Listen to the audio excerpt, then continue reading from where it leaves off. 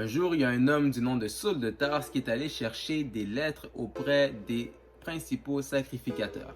Et l'objectif des lettres qu'il était allé chercher était d'avoir des lettres qui lui permettraient de pouvoir aller tuer des chrétiens, tuer des gens qui croyaient en Jésus.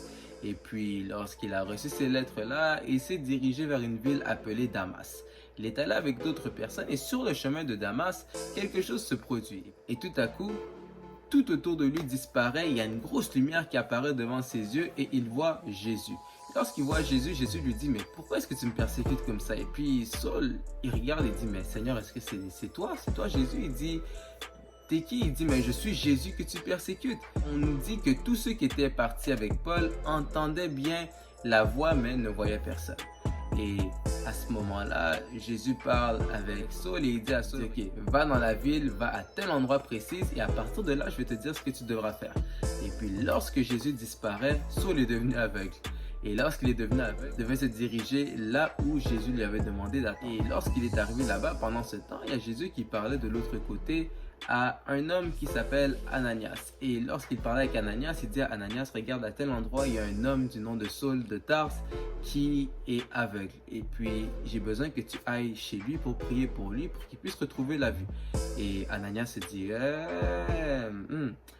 j'ai entendu dire que ce gars-là, il tue tout le monde, il tue ceux qui croient en toi, et il tue tous les chrétiens. Et Jésus lui dit, mais regarde, en fait, si je te demande de le faire, c'est parce que je veux utiliser cet homme d'une manière puissante, mais j'ai besoin que tu ailles prier pour lui. Alors Ananias laisse sa peur de côté, il laisse tous les jugements que le monde avait de Saul de côté et il se concentre sur ce que Dieu lui dit de faire.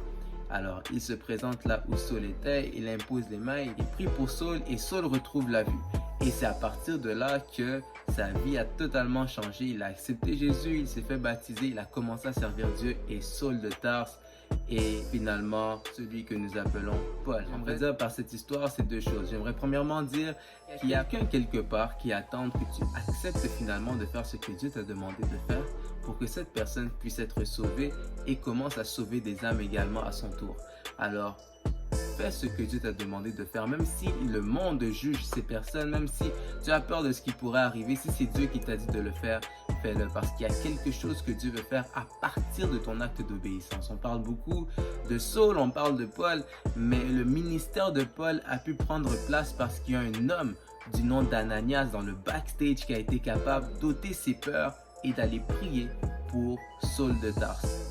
Et la deuxième chose que j'aimerais dire à quelqu'un, c'est que peut-être qu'il y a quelqu'un quelque part qui est allé chercher des lettres en ton nom pour pouvoir te crucifier, pour pouvoir t'attaquer. Il y a peut-être quelqu'un qui marche vers toi en ce moment avec comme motivation de chercher à te détruire, mais j'aimerais te dire que les motivations avec lesquelles cette personne marche vers toi ne sera pas la motivation avec laquelle cette personne se rendra à toi. Même si aujourd'hui elle marche vers toi avec l'objectif de te détruire, le jour où elle te rencontrera avec l'objectif de marcher avec toi.